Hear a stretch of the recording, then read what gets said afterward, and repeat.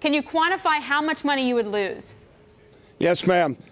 It will cost Murray Energy Corporation $60 million per year in additional taxes.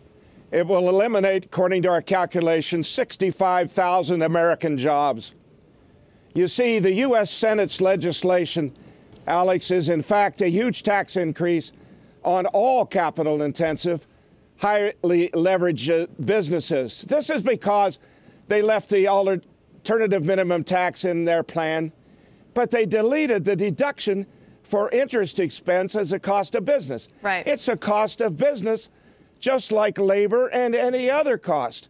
This is a mockery of tax reform from the Senate, and I suspect, Alex, it'll apply to many businesses that do not realize what this United States Senate has done to them. Right. This is not tax reform. Well, Bob, hold up for a second, because, Mike, you look at the relationship of coal production and coal jobs. What did you wind up finding historically?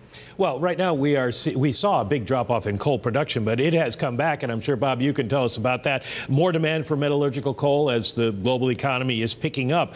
But if you look at this chart I brought along, #BTV801, and I'm sorry, Bob, you can't see it, but you probably know what I'm talking about. Coal jobs basically parallel coal production in the United States until about 2016. They were up when production was up. They were down when production was down. Now production's up, and jobs are up, but not nearly as much.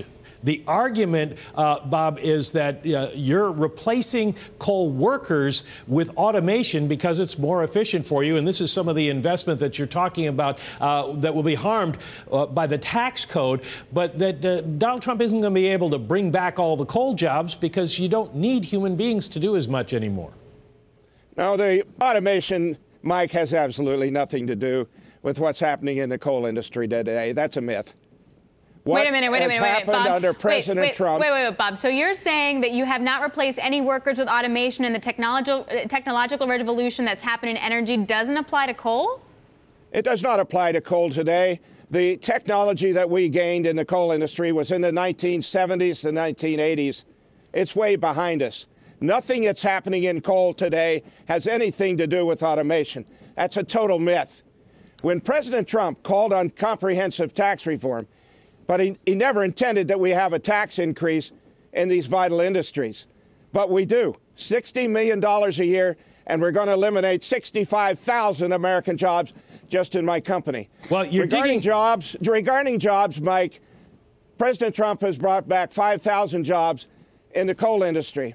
Furthermore, he saves 25,000 jobs in the coal industry already. We calculated it by bringing back and getting rid of the illegal Clean Power Plan.